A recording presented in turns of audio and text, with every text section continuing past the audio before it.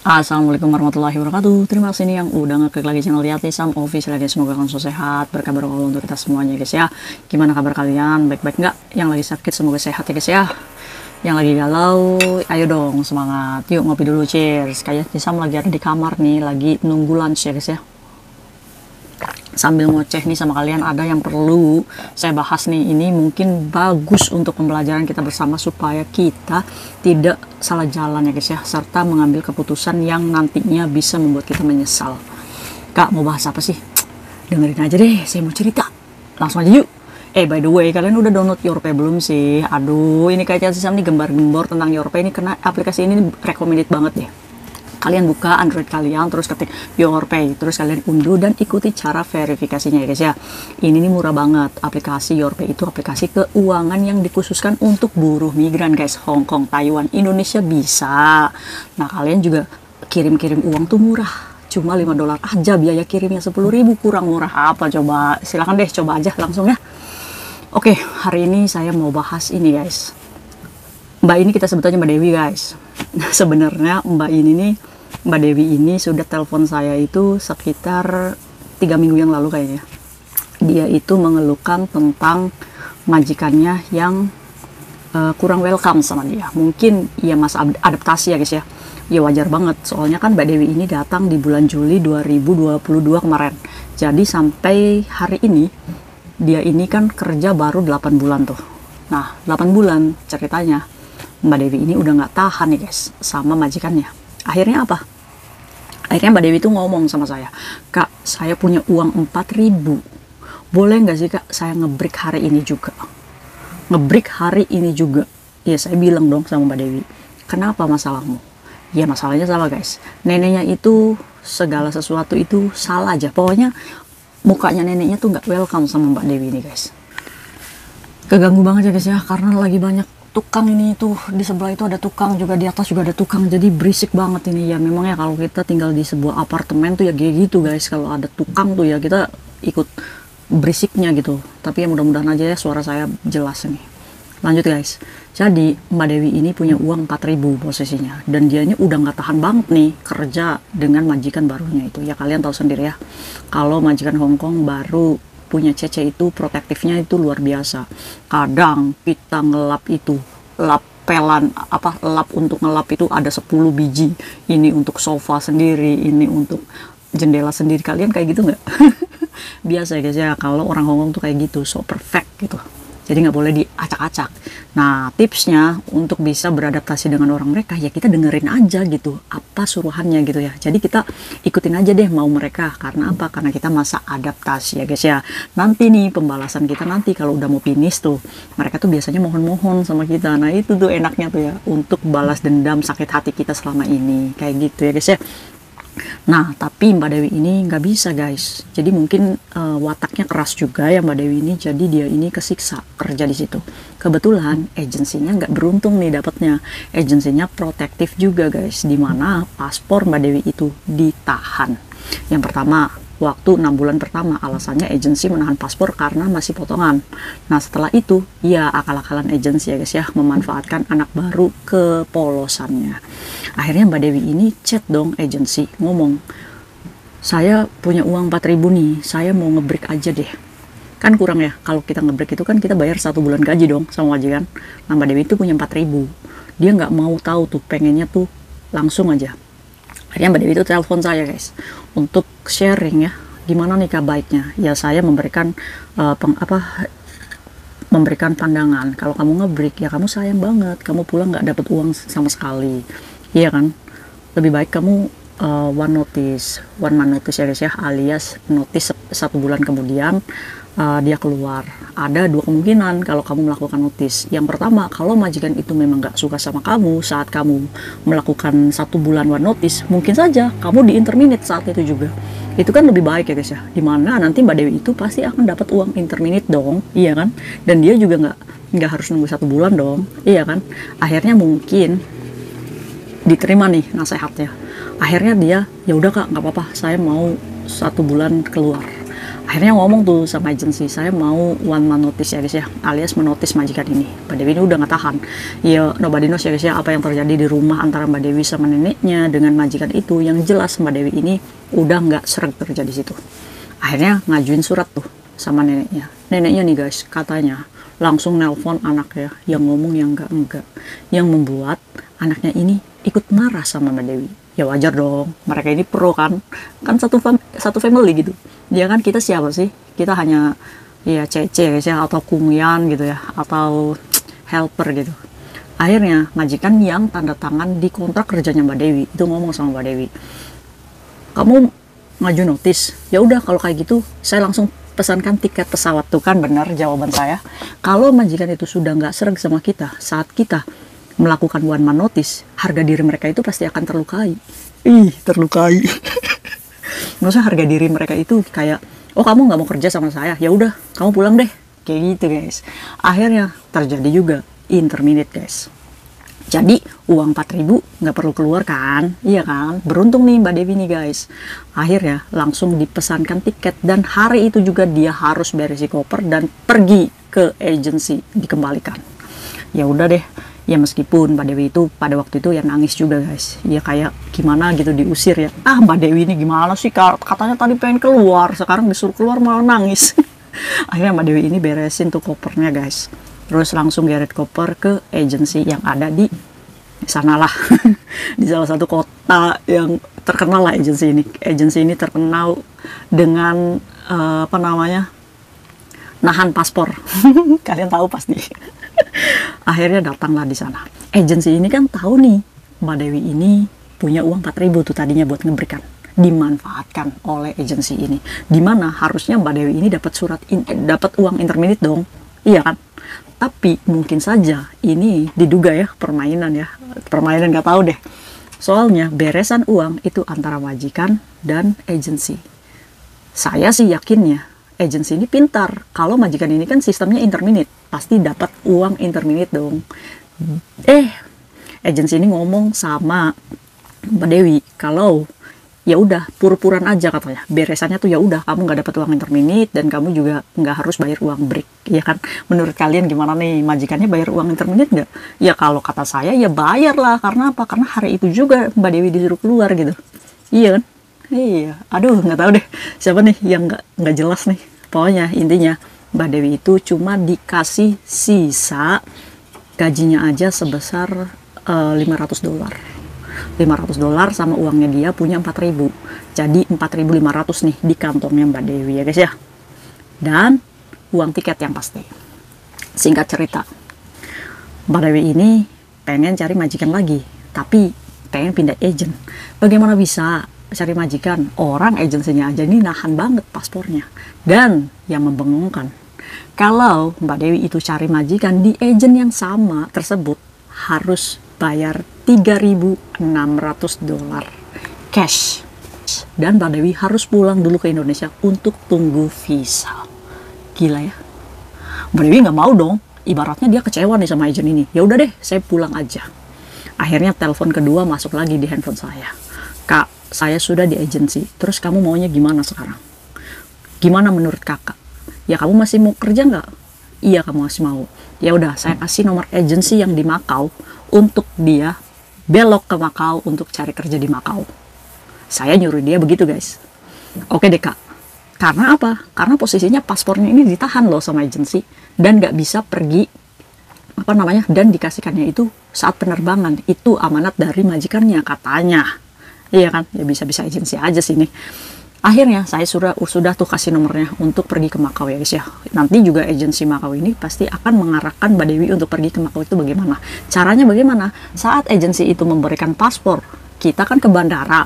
Ya udah, kita hanguskan tiket pesawat, kita belok ke Makau untuk cari kerja di sana. Apakah bisa? Bisa. Karena di Makau itu sistemnya kita stay di sana sebagai turis, terus kita cari agensi, terus kita interview sama majikan, tanda tangan kontrak, itu sah ya guys ya. Kalau di Makau beda sama di Hong Kong. Oke. Nah, akhirnya udah tuh nggak ada kabar nih Mbak Dewi nih sama saya nih. Ya saya kira udah enak gitu ya. Ada 2 mingguan lah. Guys, yang paling membengongkan semalam, kok telepon saya sudah 4 hari overstay. Iya, saya kan ya maaf ya guys ya, barangkali kalian chat sama saya kadang cerita sekarang, terus 2 minggu lagi saya lupa kalian itu siapa, karena banyak banget ya yang chat saya guys ya. Tapi insya Allah kalau misalkan kalian kasih, kak saya itu yang ini loh, ya saya ingat ya guys ya. Akhirnya ya saya kaget ya, ini anak overstay 4 hari. Ya saya kira siapa gitu, tapi kontaknya ini udah ada di nomor handphone saya. Ya udah, akhirnya saya telepon kemarin ya malam jam 9. Akhirnya ngomong, kak saya uangnya tinggal $100, saya overstay 4 hari kak, kamu itu siapa? Saya bilang, itu loh kak, yang saya ngebreak loh kak, yang di agent itu loh kak, yang kakak nyuruh saya ke Makau. Loh kok bisa kamu overstay? Iya ya guys ya. Jadi akhirnya dia itu pas mau terbang, ceritanya dia ini nggak mau pulang guys, dia terbujuk penasaran untuk menjadi anak overstay yang diiming-imingi sayun guys, cuci piring itu yang gajinya 12.000 dan sebagainya gitu. Dia ini ada di pikirannya itu terbesit untuk kerja cuci piring guys, karena saking banyaknya promo di media sosial ya guys ya. Akhirnya apa?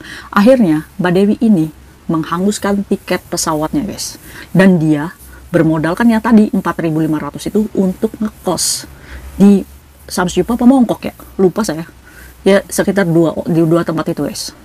Dan udah mau bayar kos nih guys, dia udah nggak bisa guys, udah nggak punya uang katanya, OS-nya baru 4 hari. Terus akhirnya ngomong kayak gini, kenapa kamu bisa overstay? Iya kak, maafin saya nggak dengerin omongannya kakak. Akhirnya saya itu berusaha untuk mencari part time di luar sana dengan status overstay ya guys ya. Terus gimana caranya kamu dapat part time? Saya bilang, saya selalu pantengin tuh Facebook tuh 24 jam dia nggak tidur hanya untuk mencari part time di Facebook, kalian bayangin ya. Dan itu banyak yang cari, berarti kemungkinan anak overstay di Hong Kong itu ya banyak guys, rebutan job part time ini yang ada di Facebook.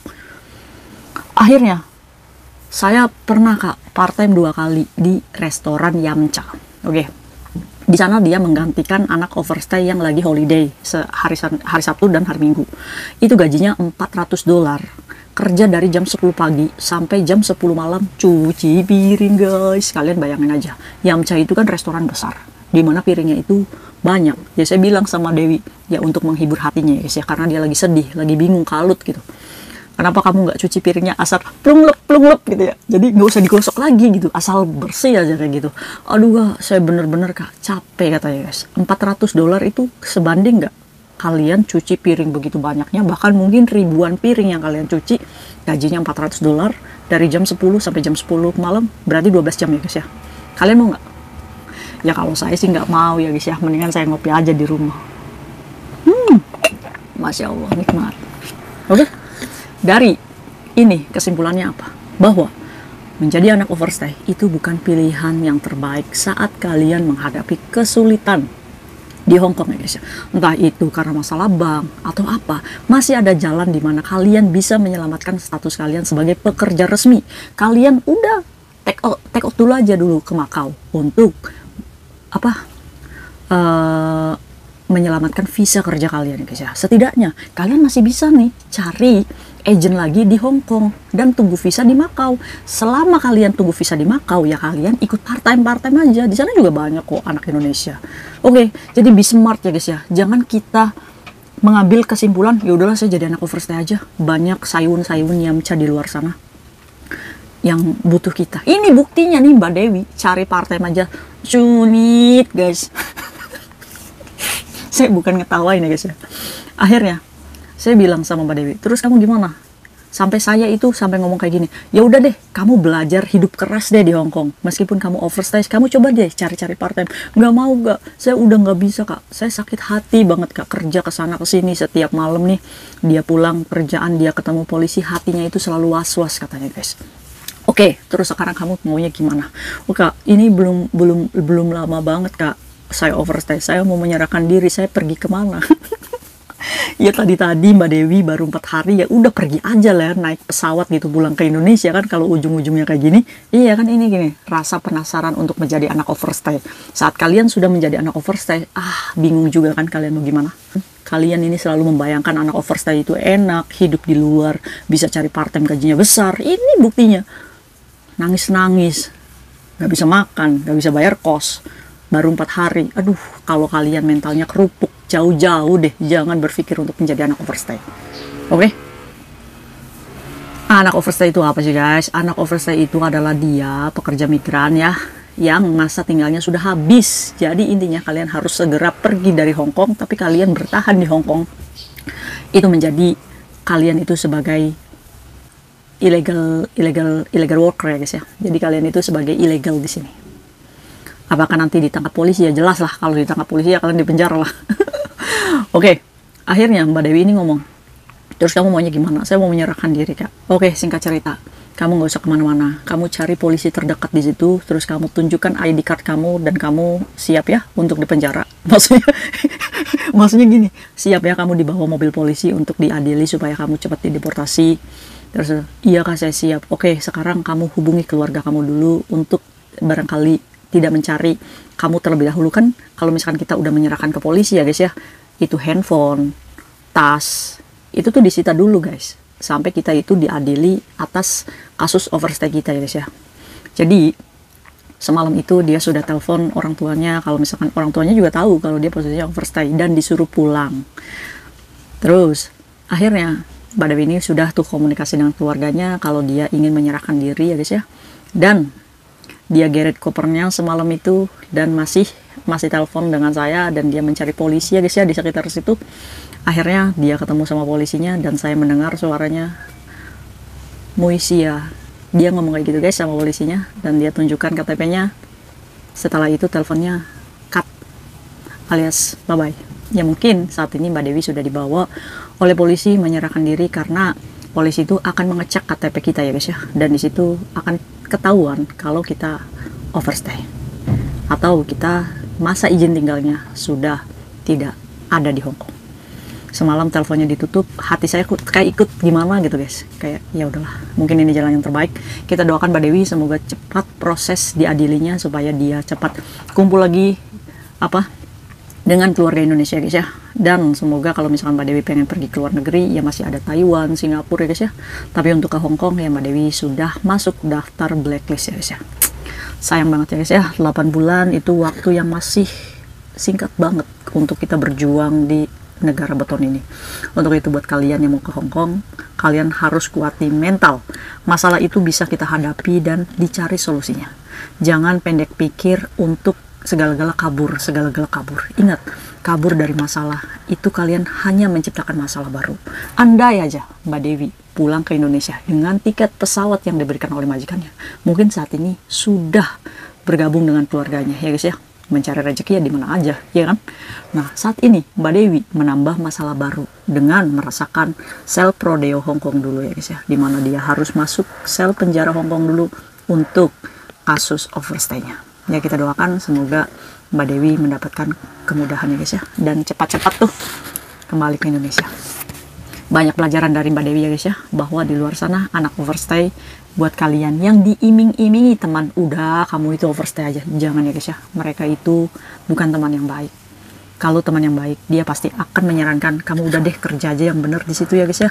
Sabar-sabar di situ, kalau majikan marah kamu nggak usah dengerin. Itu adalah teman yang baik ya guys ya. Dimana selalu mengingatkan kita untuk selalu bersabar untuk bisa menghadapi segala bentuk ujiannya. Oke, teman yang menyarankan kalian untuk kabur, jauhi. Dia bukan teman yang baik.